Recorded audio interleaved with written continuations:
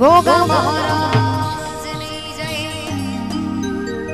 वडवाड़ा देवनी जय देवल मातनी जय आलम दादानी जय ओम नमः पार्वती पद हर हर महादेव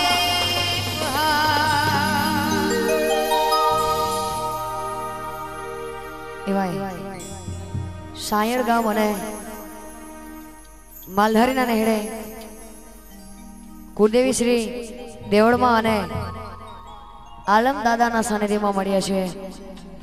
જ્યારે મારું રબારી સમાજ ભેગું થયું છે, અન્ય સમાજ આવ્યું છે, ત્યાં જેમ હીરા મામાએ વાત કરી, અમારા સમાજના આગેવાનોએ વાત કરી કે શિક્ષણ જરૂરી છે આપણા સમાજમાં।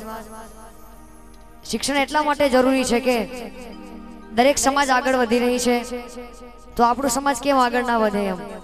અને બીજી વાત, આપણા રબારીના છોકરાઓ તો ભણે જ છે, પણ દીકરીઓને વધારે ભણાવો, કેમ કે આવતા ભવિષ્યમાં જે દીકરી બે ઘર તારે છે, અને ઘણા લોકો એવું કહેતા હોય છે કે છોકરી વધારે ભણશે તો બગડશે, પણ એ અલગ વાત છે।